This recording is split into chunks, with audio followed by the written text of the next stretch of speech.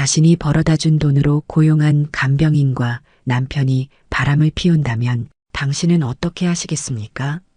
오늘 들려드릴 이야기는 한 여성이 남편의 병간호를 위해 밤낮으로 일하며 모은 돈으로 간병인을 고용했는데 그 간병인이 자신의 남편과 사랑에 빠져버린 충격적인 실화입니다. 이런 믿기 어려운 상황에서 한 여성이 어떻게 자존감을 되찾아갔는지 그 과정이 궁금하시다면 구독과 좋아요 버튼을 눌러주시고 지금 어느 지역에서 시청하고 계신지 지역을 댓글로 남겨주세요. 항상 여러분과 소통하고 싶은 인생극장입니다. 그럼 지금부터 고혜숙 씨의 이야기를 들어보겠습니다. 2019년 11월 15일 새벽 5시 고혜숙은 남편 최영수의 비명소리에 잠에서 깨어났습니다. 침실에서 나와보니 거실 바닥에 쓰러져 있는 영수의 모습이 보였죠. 입에서는 거품이 나오고 있었고 눈은 뒤집혀 있었습니다. 혜숙은 떨리는 손으로 119에 신고를 했습니다. 여보세요, 우리 남편이 쓰러졌어요. 빨리 좀 와주세요.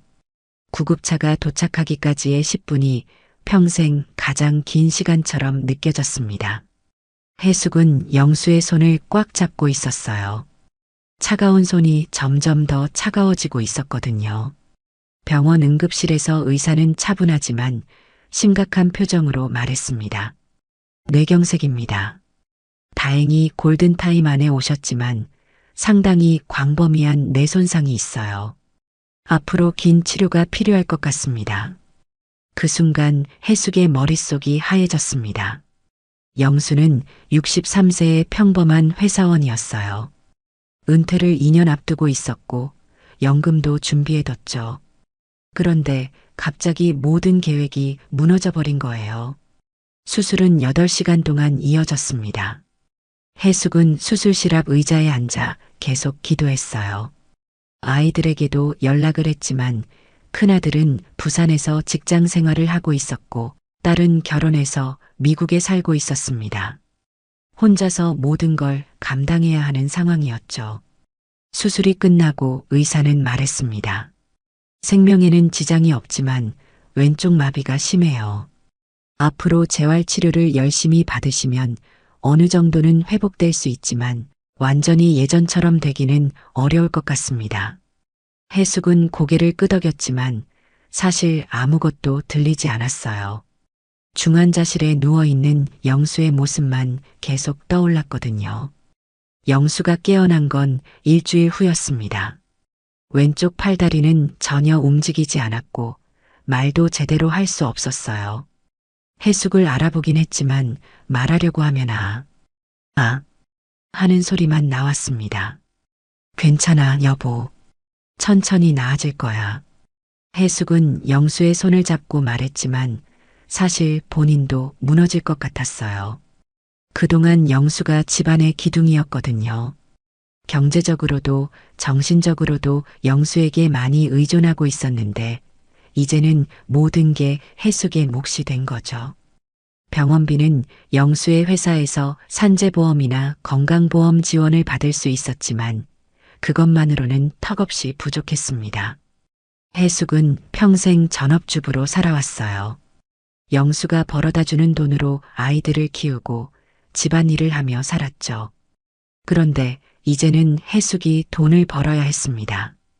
퇴원 후 영수는 집에서 지내면서 주 3회 병원에서 재활치료를 받았어요. 하지만 집에서 24시간 돌봐줄 사람이 필요했습니다. 혜숙이 직접 돌보고 싶었지만 병원비와 생활비를 벌어야 했거든요. 혜숙은 아파트 단지 청소 일자리를 구했습니다.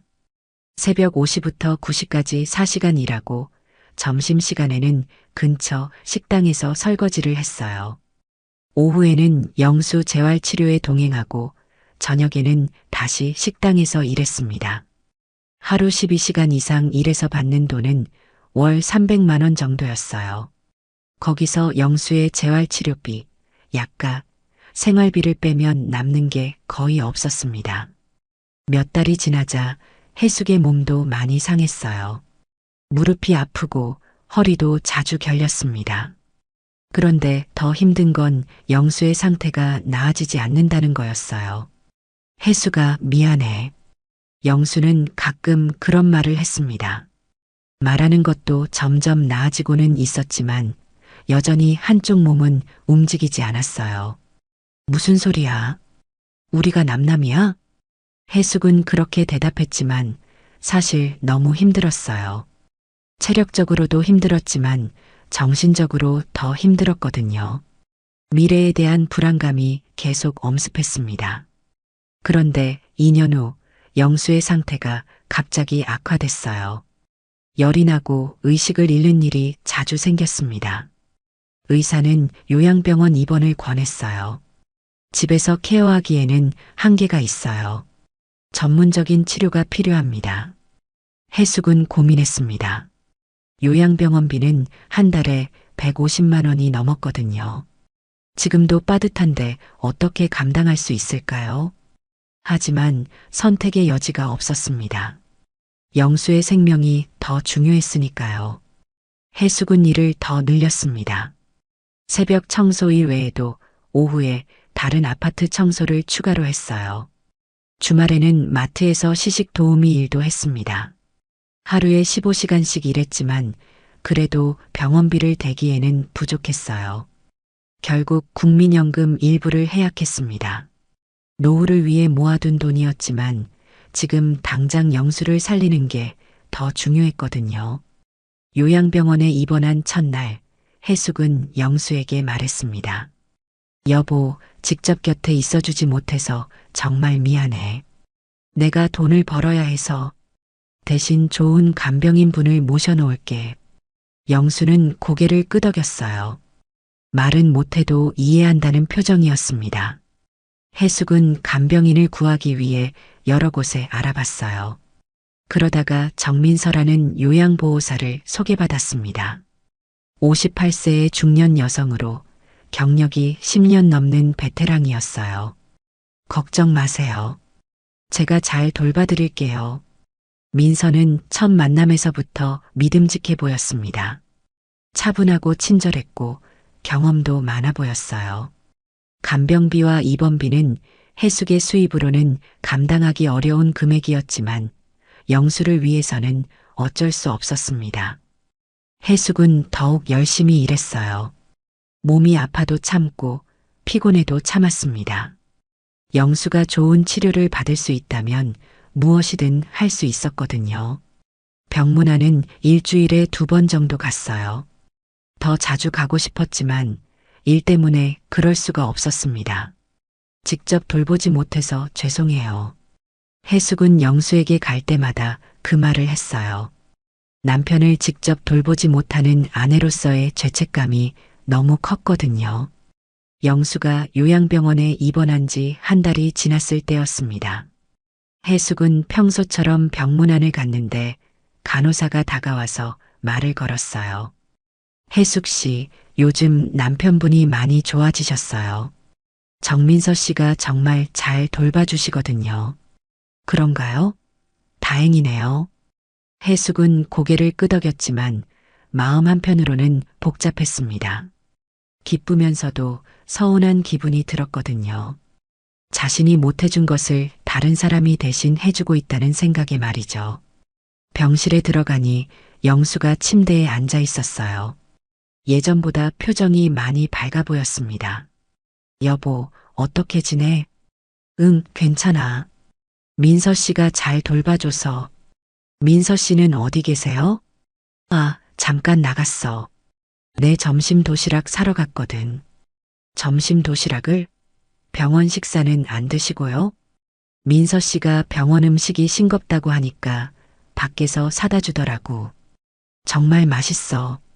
혜숙은 살짝 당황했어요. 병원 음식도 비싼데 밖에서 사다 먹는다면 돈이 더 들 텐데요. 하지만 영수가 잘 먹고 있다니 다행이었습니다. 그때 병실 문이 열리면서 민서가 들어왔어요. 어머, 사모님께서 오셨군요. 안녕하세요. 민서는 환하게 웃으며 인사했습니다. 손에는 정성스럽게 포장된 도시락이 들려 있었어요. 안녕하세요. 항상 고생 많으시네요. 아니에요. 환자분이 워낙 착하셔서 돌보기가 편해요. 민서는 자연스럽게 영수 옆으로 가서 도시락을 열었어요. 김치찌개에 반찬이 정말 맛있어 보였습니다. 이거 드세요. 김치찌개 좋아하신다고 하셔서 특별히 부탁드렸거든요. 고마워, 민서 씨. 영수는 민서를 보며 미소를 지었어요. 그 미소가 해숙에게는 낯설긴 했지만 다행이라는 생각도 들었습니다. 간병인이 이렇게 지극정성이고 남편도 편하게 생각하는 것 같아서 마냥 마음이 놓였습니다. 그럼 저는 먼저 가볼게요. 오늘 야간 근무가 있어서요. 해숙은 일어섰습니다. 사실 더 있고 싶었지만 저녁 식당 일 때문에 서둘러야 했거든요. 그래, 고생 많아. 조심해서 가. 네, 여보. 민서 씨, 잘 부탁드려요. 걱정 마세요. 제가 잘 돌봐드릴게요. 그 후로 나는 열심히 일하면서 틈틈이 남편을 만나러 갔습니다. 몸은 힘들었지만 남편의 재활에 조금씩 차도가 있어서 너무 기뻤죠. 그렇게 3년이 흐른 어느 날 해숙이 병원에 갔습니다. 남편이 혼자 있었어요. 민서 씨는 어디 계세요? 아, 잠깐 화장실 갔어. 요즘 컨디션은 어때? 많이 좋아졌어. 민서 씨 덕분에. 민서 씨가 그렇게 잘해주시나 봐요. 응, 정말 좋은 사람이야. 나한테 가족처럼 대해줘. 가족처럼? 해숙은 그 말이 계속 마음에 걸렸어요. 그때 민서가 들어왔습니다. 어머, 사모님 오셨네요. 네, 안녕하세요. 영수 씨, 재활 시간이에요. 같이 가실까요? 민서는 휠체어를 가져와서 영수를 도왔어요. 영수는 민서의 도움을 받아 휠체어에 앉았습니다. 사모님도 같이 가실래요? 아니요, 저는 여기서 기다릴게요. 해숙은 사실 같이 가고 싶었지만 민서와 영수가 너무 자연스럽게 호흡을 맞추는 모습을 보니 방해가 될 것 같았어요. 두 사람이 나간 후 해숙은 병실에 혼자 남았습니다. 영수의 침대 옆 서랍을 정리하다가 사진 한 장을 발견했어요. 영수와 민서가 함께 찍은 사진이었습니다. 둘 다 환하게 웃고 있었어요. 해숙의 가슴이 뛰기 시작했습니다. 언제 찍은 사진일까요? 왜 이런 사진을 찍었을까요? 30분 후 두 사람이 돌아왔습니다. 재활 어떻게 하셨어요? 오늘 특히 잘하셨어요. 영수는 민서를 보며 고맙다는 표정을 지었어요. 민서도 영수를 보며 흐뭇하게 웃었습니다. 해숙은 그 사진 이야기를 꺼내려다가 그만뒀어요. 괜히 분위기를 나쁘게 만들고 싶지 않았거든요. 일주일 후 해숙은 민서에게서 문자를 받았어요. 사모님, 이번 주는 병문안 안 오셔도 될 것 같아요. 영수 씨가 감기 기운이 있어서 푹 쉬셔야 할 것 같거든요. 해숙은 이상했어요. 감기 기운이 있으면 오히려 더 자주 봐야 하는 거 아닌가요? 하지만 민서가 전문가니까 그 말을 믿었습니다. 알겠습니다. 컨디션 안 좋으시면 연락 주세요. 네, 걱정 마세요. 그런데 이틀 후 해숙은 마음이 불안해서 병원에 전화를 했어요. 저 최영수 환자 부인인데요. 남편 상태가 어떤지 궁금해서요. 아, 최영수 환자분요? 어제 재활치료도 잘 받으셨고 컨디션 괜찮으신 것 같은데요. 감기 기운은 없었나요? 감기 기운요? 특별한 증상은 없으셨는데요. 해숙은 당황했습니다. 민서가 거짓말을 한 건가요? 그날 저녁 해숙은 병원에 갔습니다. 민서가 놀라는 표정을 지었어요. 어머, 사모님? 오늘 오신다고 안 하셨잖아요. 갑자기 마음이 불안해서요. 남편은 어떤가요? 괜찮으세요? 감기 기운도 많이 나아지셨고요. 정말요? 병원에서는 감기 증상이 없다고 하던데요. 민서의 표정이 순간 굳어졌어요. 아, 그게 영수 씨가 목이 좀 아프다고 하셔서 제가 조심스럽게 생각한 거였어요. 그렇구나. 다행이네요. 해숙은 더 이상 추궁하지 않았습니다. 하지만 뭔가 석연치 않았어요. 병실에 들어가니 영수가 침대에 누워 있었습니다. 여보, 몸은 괜찮아? 응, 괜찮아. 민서 씨가 잘 돌봐줘서. 또 민서 이야기였습니다. 해숙은 점점 이상함을 느꼈어요. 민서 씨가 정말 잘해줬나 보다.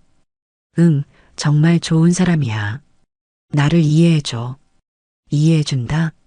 해숙은 그 말이 마음에 걸렸어요.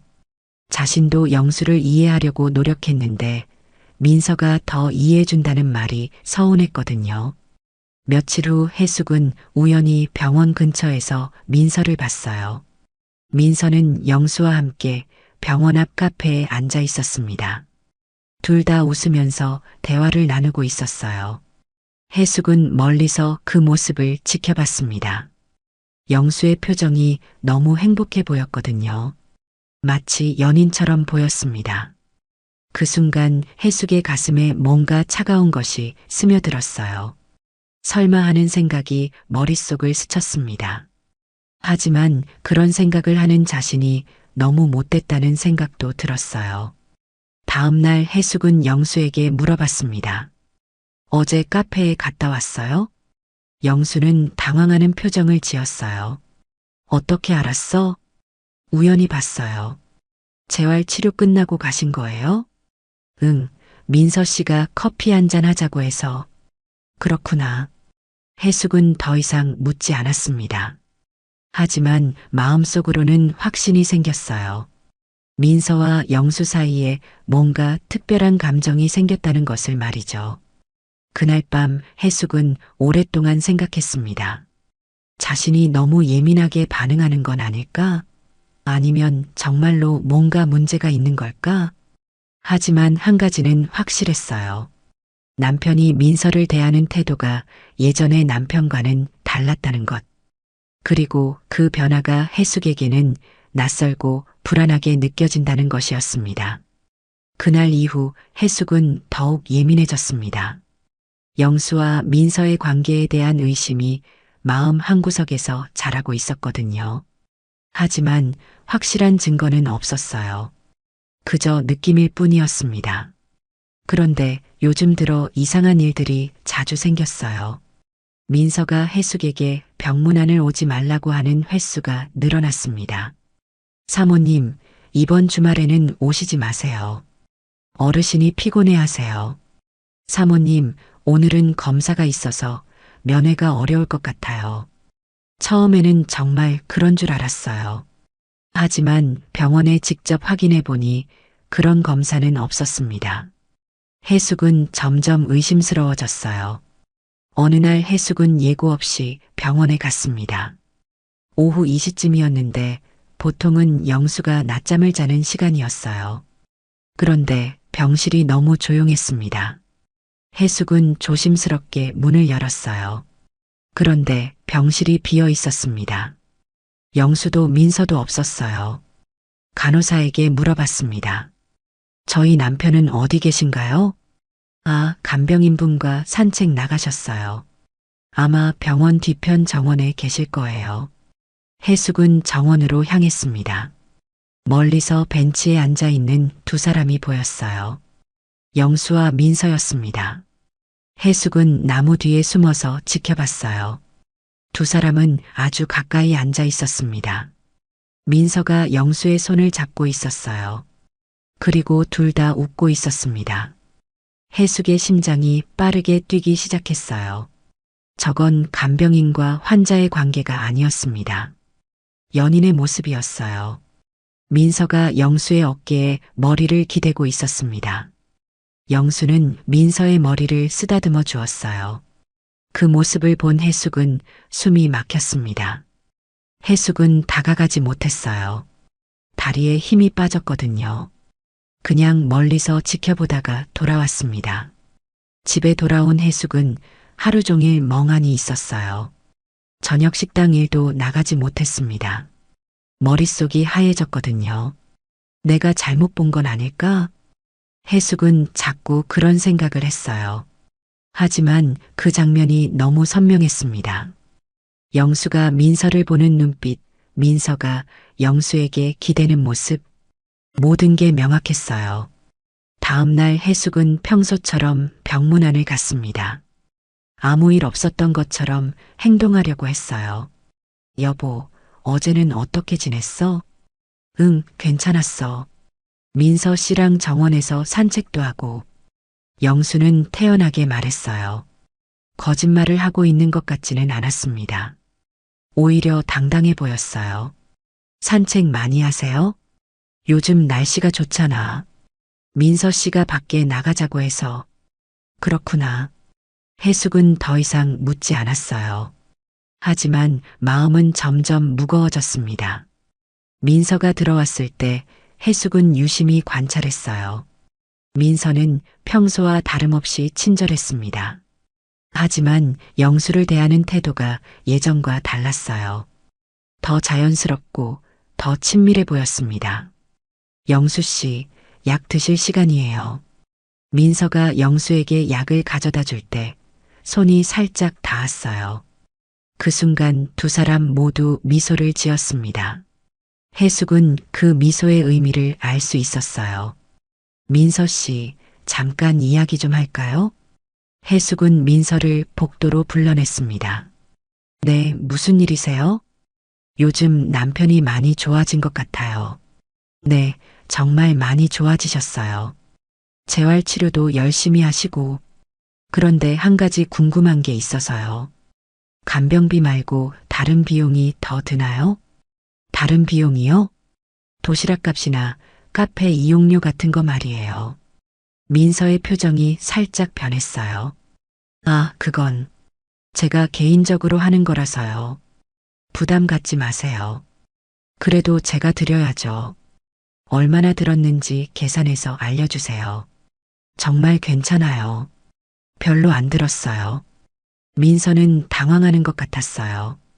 해숙은 더 이상 추궁하지 않았지만 뭔가 숨기고 있다는 확신이 들었습니다.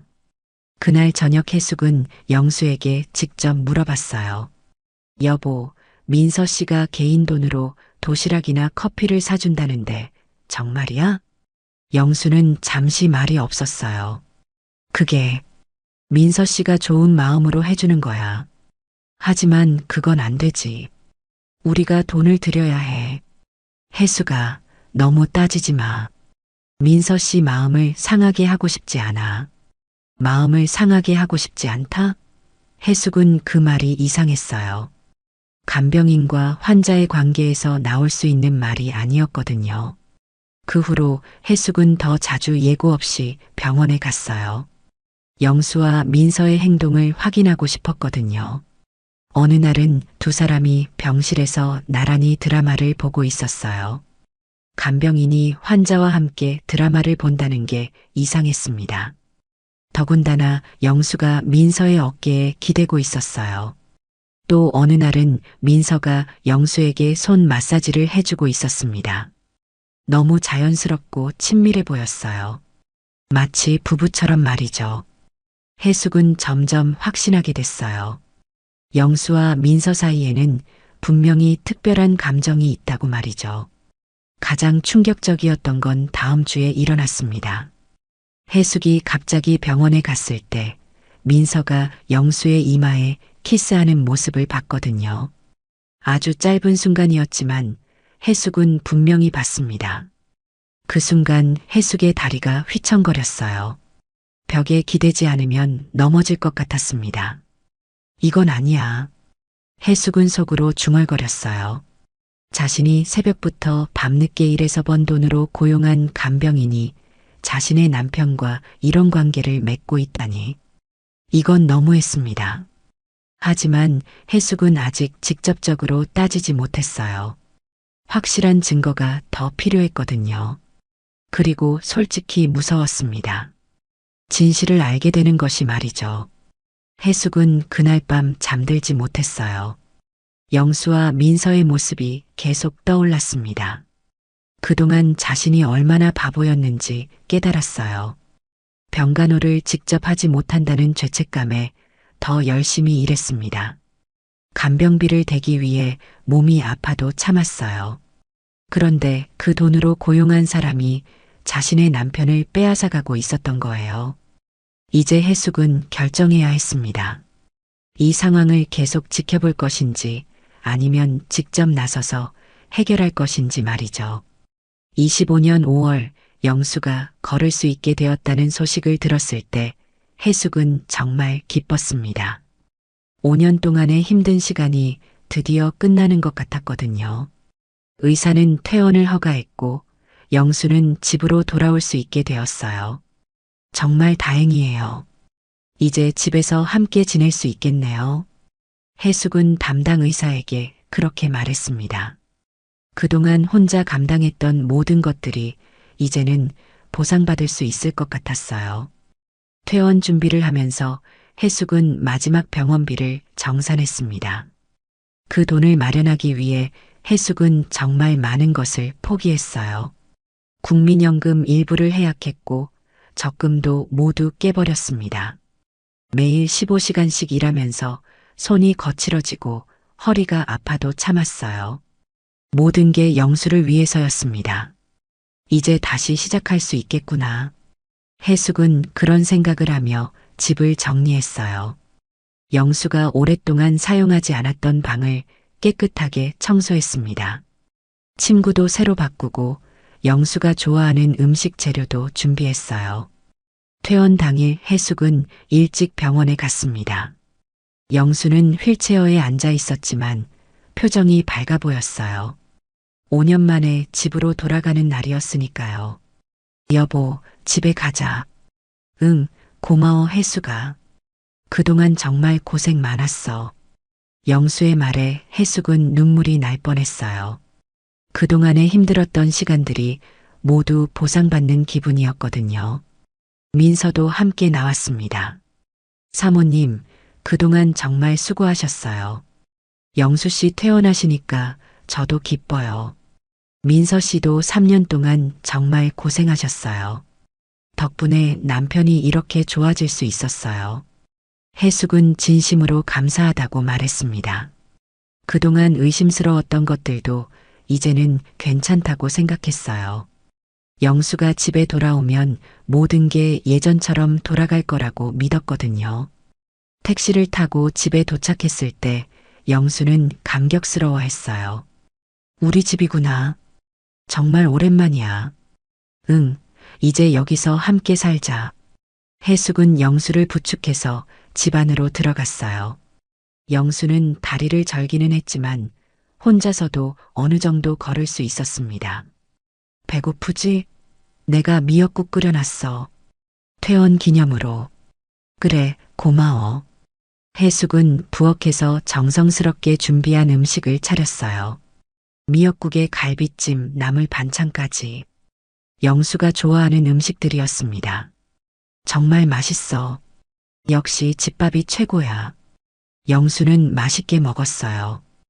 해숙은 그 모습을 보며 흐뭇했습니다. 이제 정말 새로운 시작이구나 싶었거든요. 식사를 마치고 영수는 거실 소파에 앉았어요. 해숙은 설거지를 하면서 말했습니다. 여보, 이제 우리 다시 예전처럼 살아보자. 내가 더 잘할게. 그때 영수가 조용히 말했어요. 해숙아, 앉아봐. 할 말이 있어. 해숙은 손을 닫고 영수 앞에 앉았습니다. 영수의 표정이 진지해 보였어요. 뭔데? 몸 어디 아픈 데 있어? 아니야. 그게 아니라. 영수는 잠시 망설이더니 서랍에서 종이 한 장을 꺼냈어요. 해숙은 그 종이를 보는 순간 얼굴이 하얘졌습니다. 이혼 협의서였어요. 이게 뭐야?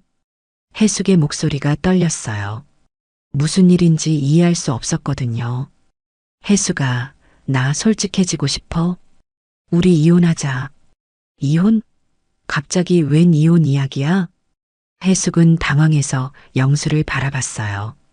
퇴원 첫날의 이혼 이야기라니 너무 갑작스러웠습니다. 나는 민서와 함께하고 싶어. 그 순간 해숙의 머릿속이 하얘졌어요. 그동안 의심했던 것들이 모두 현실이었던 거예요. 민서? 간병인 민서 씨 말이야? 응. 우리는 서로 사랑하게 됐어. 해숙은 숨이 막혔어요. 자신이 번 돈으로 고용한 간병인과 남편이 사랑에 빠졌다는 이야기를 지금 듣고 있는 거예요. 언제부터? 작년쯤부터인 것 같아. 민서가 아니었으면 나는 죽었을 거야. 그럼 나는 뭐야? 나는 5년 동안 뭘 한 거야? 해숙의 목소리가 높아졌어요. 억울함과 분노가 한꺼번에 몰려왔거든요. 너도 고생 많이 했어. 정말 고마워. 하지만 이제는 서로 다른 길을 가는 게 좋을 것 같아. 고마워. 지금 나한테 고마워하고 있는 거 맞아? 해숙은 믿을 수 없었어요. 5년 동안 자신이 희생한 모든 것들이 한순간에 무너지는 기분이었습니다. 해숙아, 미안해. 나도 이런 일이 생길 줄 몰랐어. 하지만 민서가 없었으면 뭐? 내가 번 돈으로 고용한 간병인이잖아. 내가 밤낮으로 일해서 간병비를 댔는데. 해숙은 참았던 분노가 폭발했어요. 그동안 얼마나 힘들었는지, 얼마나 많은 것을 포기했는지 영수는 모르는 것 같았어요. 그것도 고마워. 하지만 이제는 내가 알아서 할게. 민서가 대신 돌봐줄 거야.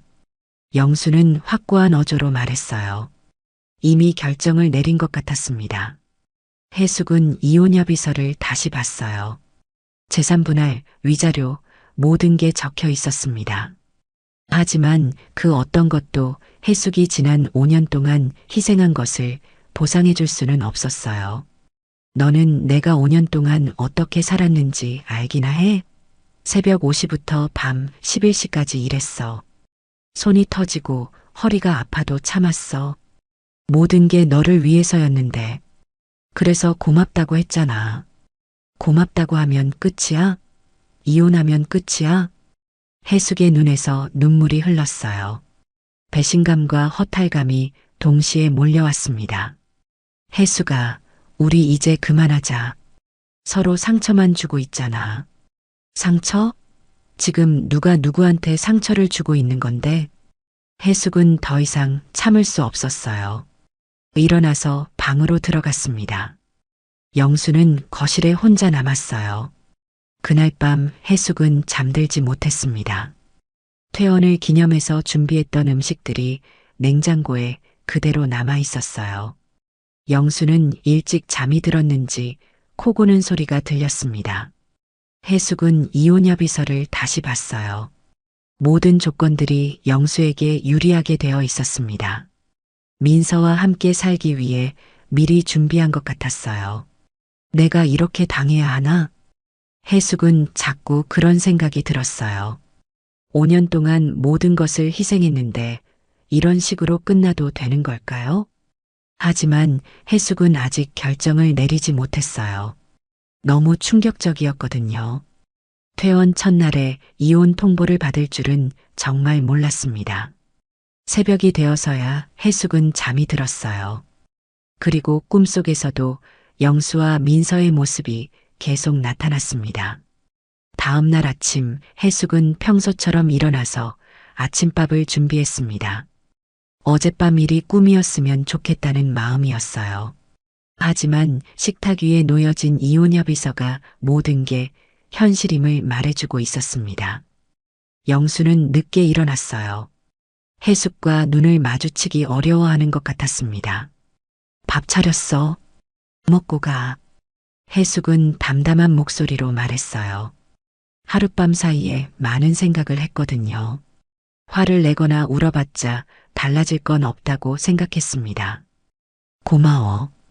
영수는 조심스럽게 식탁에 앉았어요.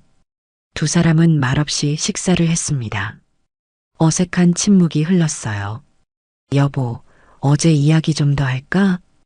해숙이 먼저 입을 열었습니다. 뭘 더 말해? 내 마음은 이미 정해졌어. 영수의 목소리는 단호했어요. 전혀 흔들리지 않는 것 같았습니다. 그럼 민서 씨와 언제부터 그런 사이가 된 거야? 작년 가을쯤부터인 것 같아. 처음에는 그냥 간병인이었는데 점점 서로에게 의지하게 됐어. 의지? 그게 사랑이라고 생각해? 응. 민서는 나를 진짜로 이해해줘. 내가 아플 때도 힘들 때도 항상 곁에 있어줬어.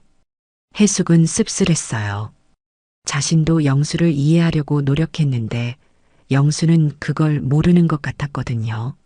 나는 5년 동안 뭘 한 거야? 너는 돈을 벌었잖아. 그것도 고마워. 돈을 벌었다고? 돈만 벌었다고? 해숙의 목소리가 높아졌어요.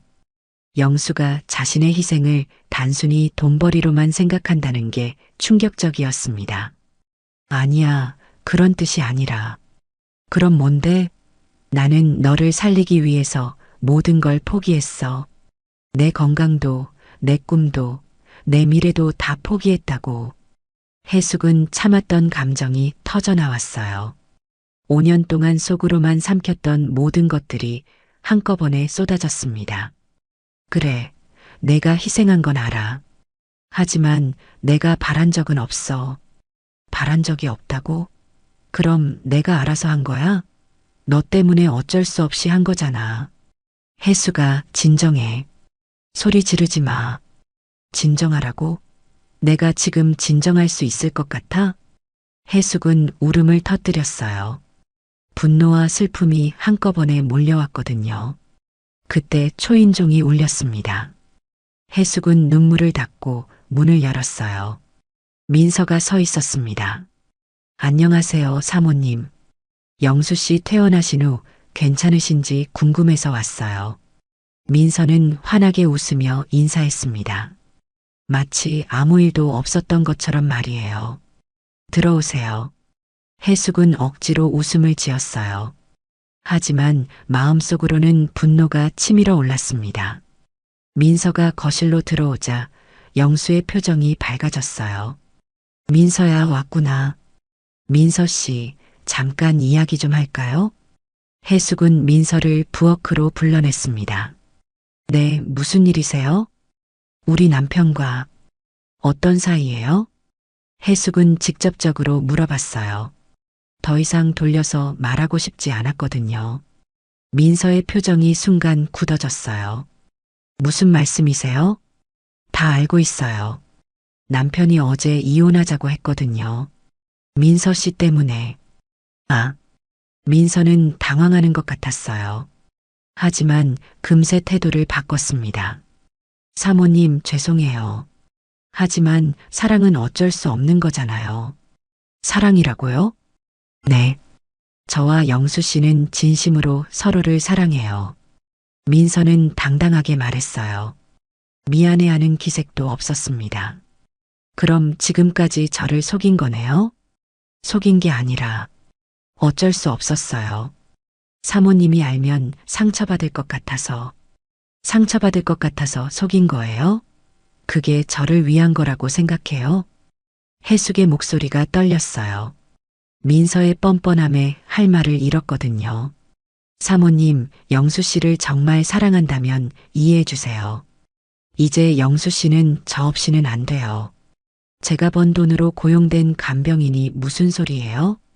그건 미안해요. 하지만 이제는 제가 영수 씨를 돌볼게요. 돈은 누가 될 건데요? 병원비, 생활비 다 누가 될 거예요? 그건 저희가 알아서 할 거예요.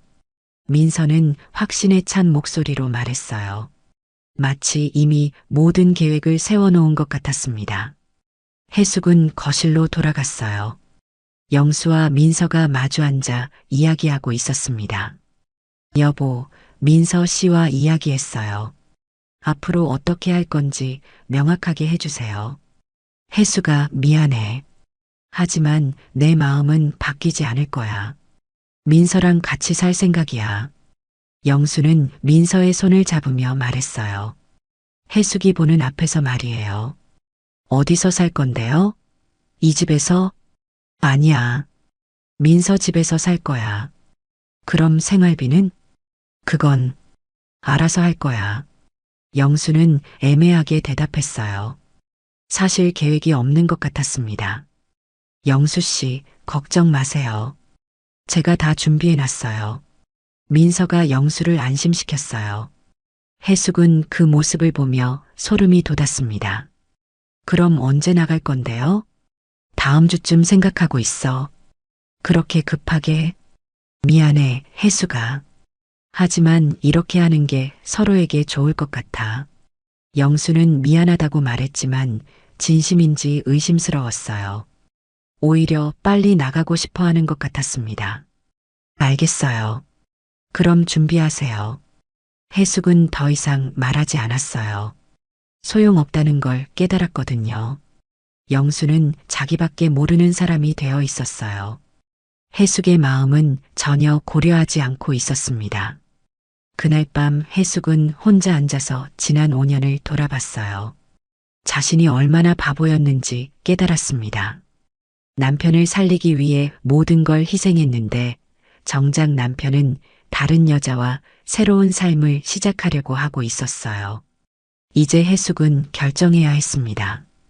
이대로 당하고만 있을 것인지 아니면 무엇인가 행동을 할 것인지 말이죠. 영수가 짐을 싸기 시작한 그날부터 해숙은 말을 잃었습니다. 5년 동안 지켜온 모든 것이 무너져 내리는 소리가 귓가에 맴돌았어요. 영수는 아무렇지 않게 옷을 정리하고 필요한 물건들을 골라내고 있었습니다. 해숙은 소파에 앉아서 그 모습을 지켜봤습니다. 말을 하려고 해도 목구멍이 막힌 것 같았어요. 무엇을 말해야 할지도 모르겠고 말한다고 해서 달라질 것도 없을 것 같았거든요. 해수가 미안해. 영수가 갑자기 말했어요. 하지만 손은 계속 짐을 정리하고 있었습니다. 정말 미안해. 하지만 이게 최선인 것 같아. 최선? 해숙은 그 말이 이해되지 않았어요. 누구에게 최선인지 모르겠었거든요. 분명 영수에게만 최선일 거예요. 그날 밤 해숙은 침대에 누워서 천장을 바라봤습니다. 잠이 오지 않았어요. 머릿속에는 온갖 생각들이 맴돌았습니다. 내가 뭘 잘못한 걸까? 해숙은 자꾸 자신을 탓했어요. 남편을 직접 돌보지 못한 것, 간병인을 고용한 것, 일 때문에 병원에 자주 가지 못한 것, 모든 게 자신의 잘못인 것 같았습니다. 만약 내가 일을 그만두고 직접 돌봤다면. 하지만 그럴 수는 없었어요. 병원비를 누가 댔을까요? 생활비는 어떻게 마련했을까요? 해숙은 선택의 여지가 없었습니다. 다음 날 아침 해숙은 평소보다 일찍 일어났어요. 그리고 짐을 정리하는 영수를 도왔습니다. 이것도 가져가. 해숙은 영수가 좋아하는 담요를 건네줬어요. 영수는 잠깐 망설이더니 받았습니다. 고마워.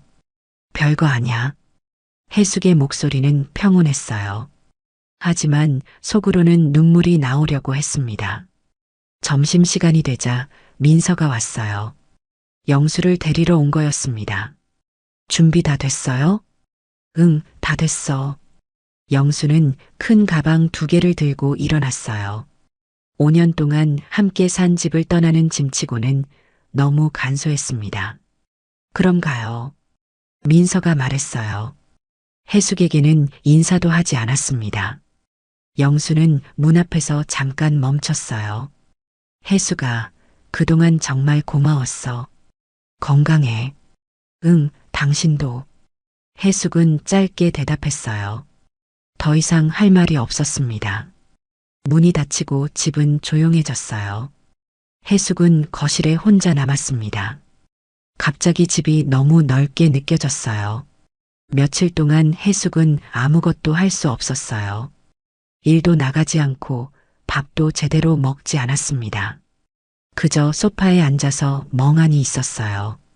내가 왜 이러고 있지? 해숙은 자신에게 물었어요.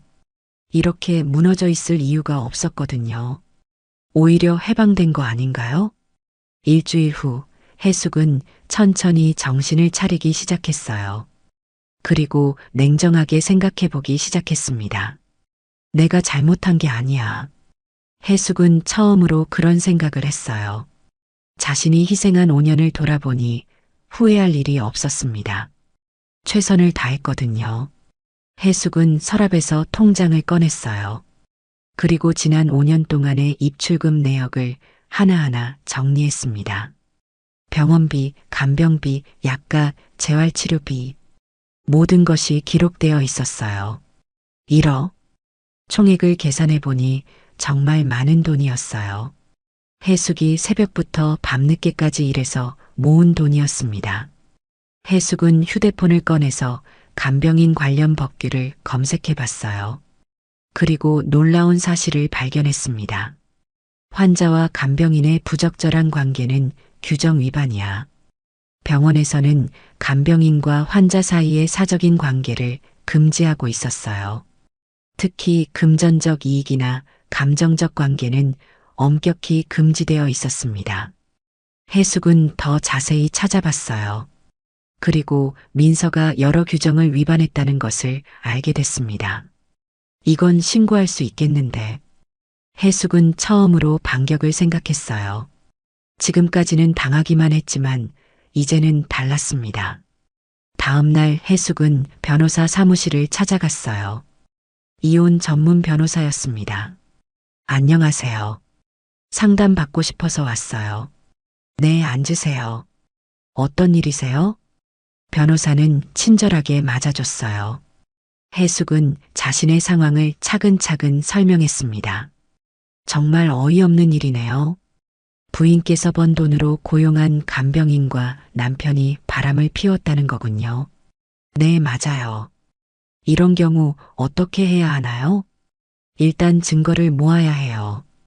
그리고 간병인 규정 위반으로 신고할 수 있습니다. 위자료 청구도 가능하고요.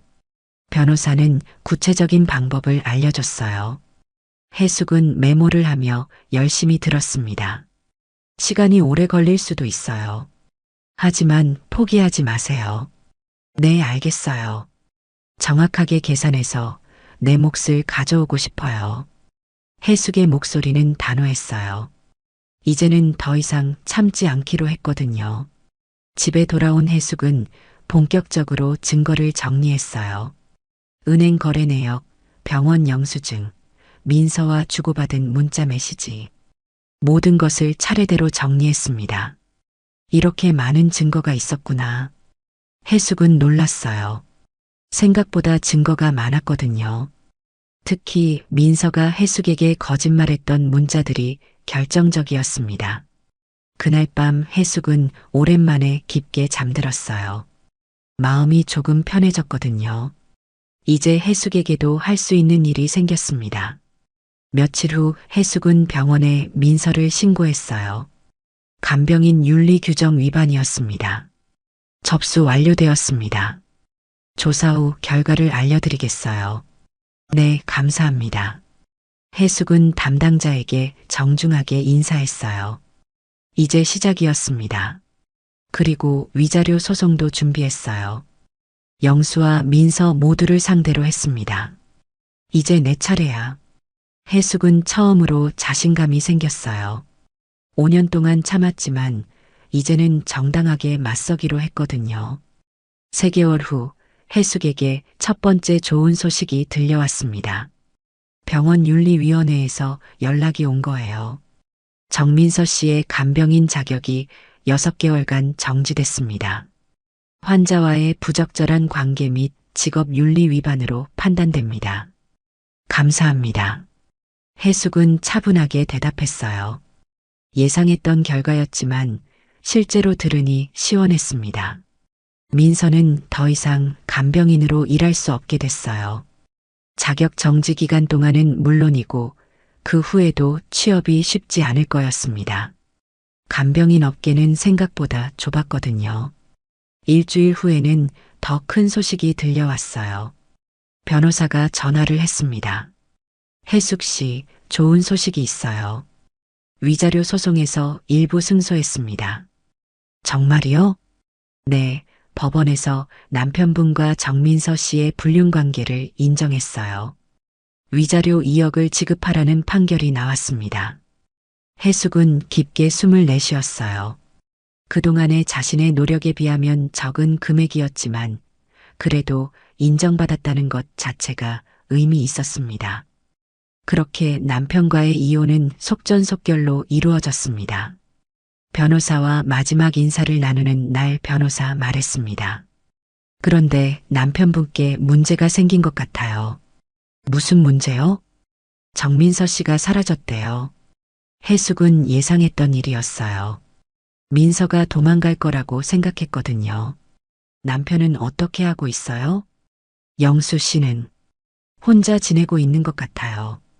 정민서 씨가 떠난 후 혼자 원룸에서 살고 있다고 하더라고요. 해숙은 씁쓸했어요. 민서가 영수를 버린 거였습니다. 그날 저녁 해숙은 우연히 영수를 만났어요. 동네 마트에서였습니다. 해숙아, 영수는 많이 초라해져 있었어요. 옷도 구겨져 있고 수염도 제대로 깎지 않은 것 같았습니다. 안녕하세요. 해숙은 정중하게 인사했어요. 더 이상 화나지 않았거든요. 오히려 불쌍해 보였습니다. 어떻게 지내? 잘 지내요. 영수 씨는 어떠세요? 나는 좀 힘들어. 영수의 목소리가 작아졌어요. 민서는 어디 갔어요? 모르겠어. 어느 날 갑자기 연락이 안 돼. 언제부터요? 며칠 전부터. 해숙은 예상했던 대로였어요. 해숙아, 나 정말 미안해. 내가 잘못했어. 영수는 진심으로 사과하는 것 같았어요. 하지만 이미 늦었습니다. 이제 와서 미안하다고 해서 달라지는 건 없어요. 그래도 정말 미안해. 내가 어리석었어. 영수는 충격을 받은 것 같았어요. 3년 동안 자신을 사랑한다고 했던 민서가 사실은 돈만 보고 있었다는 걸 깨달은 거죠. 해숙아, 나 정말 바보였어. 너를 잃어서는 안 됐는데. 이제 와서 그런 말 하지 마세요. 이미 끝난 일이에요. 해숙은 영수를 뒤로 하고 마트를 나왔어요. 더 이상 할 말이 없었거든요. 일주일 후 해숙은 또 다른 소식을 들었어요. 영수가 건강이 안 좋아져서 응급실에 실려갔다는 거였습니다. 처음에는 상관없다고 생각했어요. 하지만 아이들이 연락해서 부탁했습니다. 엄마, 아빠가 많이 아프대요. 한 번만 가봐주세요. 엄마가 왜 가야 하는데? 그래도 아빠 돌봐줄 사람이 없어요. 해숙은 고민했어요. 영수를 도와야 할 이유는 없었지만 아이들이 걱정하고 있었거든요. 결국 해숙은 병원에 갔어요. 영수는 중환자실에 있었습니다. 무슨 일이에요? 스트레스성 위궤양이에요. 많이 진행된 상태라서 수술이 필요합니다. 의사의 설명을 듣고 해숙은 복잡한 심경이 됐어요. 가족이 서명해야 하는데 이혼했어요. 저는 가족이 아니에요. 그럼 다른 가족은? 아들이 있지만 부산에 있어요. 오늘 밤에 올 예정이고요. 해숙은 영수를 잠깐 봤어요. 의식은 있었지만 많이 약해져 있었습니다. 해숙아, 고마워. 와줘서. 창수 올 때까지만 있을게요. 해숙은 차갑게 말했어요. 하지만 마음 한편으로는 안쓰러웠습니다. 영수는 수술을 받았고 다행히 성공적이었어요. 하지만 회복하는데 시간이 걸릴 것 같았습니다. 아빠 돌봐줄 사람이 없는데 어떻게 하지? 아들이 걱정했어요. 간병인을 고용하면 되잖아. 돈이 없어요. 아빠가 사기당한 것 같아요. 해숙은 그제야 영수의 상황을 정확히 알게 됐어요. 민서가 이혼하고 정리된 돈을 몽땅 가지고 도망가 버린 거였어요. 정말 바보였구나. 해숙은 속으로 생각했어요. 민서는 처음부터 돈을 노린 거였습니다. 하지만 해숙은 영수를 도와주지 않았어요. 그럴 이유가 없었거든요. 그날 이후 해숙은 영수와 완전히 연락을 끊었어요. 이혼도 성사됐고 이제 정말로 끝이었어요. 6개월이 지난 후 해숙은 인생에서 가장 중요한 결정을 내렸습니다. 새로운 곳에서 새로운 삶을 시작하기로 한 거예요. 해숙은 경기도의 작은 도시를 선택했습니다. 조용하고 평화로운 곳이었어요. 서울에서 지하철로 2시간 정도 거리였지만 완전히 다른 세상 같았습니다. 이곳에서 다시 시작해보자. 해숙이 선택한 집은 작은 원룸이었어요. 30평 아파트에서 살다가 10평 원룸으로 이사하는 것이었지만 전혀 아쉽지 않았습니다. 오히려 홀가분했어요. 무엇보다 이 집은 해숙의 이름으로 계약한 첫 번째 집이었습니다. 결혼 후 30년 동안 모든 계약서에는 영수의 이름이 적혀 있었거든요. 하지만 이제는 고혜숙이라는 이름으로 새로운 시작을 할 수 있었어요. 고혜숙 씨 맞으시죠? 열쇠 여기 있습니다. 부동산 중개사가 열쇠를 건네줄 때 해숙은 뭉클했어요. 내 이름으로 된 집, 내가 직접 선택한 집이었습니다. 집은 작았지만 햇살이 잘 들었어요. 남양이어서 하루 종일 따뜻했습니다. 해숙은 천천히 짐을 정리하면서 새로운 환경에 적응해 갔어요. 일주일 후 해숙은 일자리를 구했습니다. 동네 작은 병원에서 조리 보조일이었어요. 하루 6시간, 주 5일 근무였습니다. 예전에 비하면 훨씬 여유로운 스케줄이었어요. 경력이 많으시네요. 식당에서 오래 일하셨나 봐요. 네, 여러 곳에서 일해봤어요. 해숙은 면접에서 자신 있게 대답했어요. 5년 동안 다양한 일을 해본 경험이 도움이 됐습니다. 첫 출근 날 동료들이 친절하게 맞아줬어요. 해숙 씨 반가워요. 저는 김선영이에요. 안녕하세요. 잘 부탁드려요. 해숙은 오랜만에 편안한 마음으로 사람들과 대화했어요. 더 이상 숨길 것도 부끄러워할 것도 없었거든요. 병원 조리실 일은 생각보다 만족스러웠어요. 환자들을 위한 식사를 준비하는 일이었는데 의미가 있다고 느껴졌습니다. 해숙 씨가 만든 미역국 정말 맛있다고 환자분들이 칭찬하셨어요. 영양사가 그런 말을 해줄 때 해숙은 뿌듯했어요. 누군가를 돌보는 일, 누군가에게 도움이 되는 일을 하고 있다는 생각이 들었거든요. 저녁에 집에 돌아오면 해숙은 일기를 썼어요. 30년 만에 시작한 새로운 습관이었습니다. 오늘은 첫 출근하는 날이었다. 새로운 동료들을 만났고 모두 친절했다. 내가 만든 음식을 환자들이 맛있게 먹는다는 이야기를 들으니 기분이 좋았다. 오랜만에 보람을 느꼈다. 해숙의 일기에는 점점 긍정적인 내용들이 늘어갔어요. 오늘은 동네 도서관에 갔다. 정말 오랜만에 책을 읽었는데 마음이 평온해졌다. 예전에는 시간이 없어서 못했던 일들을 이제 할 수 있어서 좋다. 선영 씨가 등산 모임에 같이 가자고 했다. 처음에는 망설였는데 새로운 사람들을 만나는 것도 좋을 것 같다. 내일 한번 가보기로 했다. 해숙은 점점 자신의 삶을 되찾아가고 있었어요. 30년 동안 누군가의 아내, 누군가의 어머니로만 살았는데 이제는 고혜숙이라는 한 개인으로 살아가고 있었습니다. 3개월 후 해숙은 등산 모임의 정기 멤버가 되어 있었어요. 매주 토요일마다 근처 산에 올랐습니다. 해숙 씨, 오늘 컨디션 좋아 보이네요. 네, 요즘 몸이 많이 좋아졌어요. 정말로 해숙의 건강은 눈에 띄게 좋아졌어요. 규칙적인 생활과 적당한 운동, 그리고 무엇보다 스트레스가 없어진 덕분이었습니다.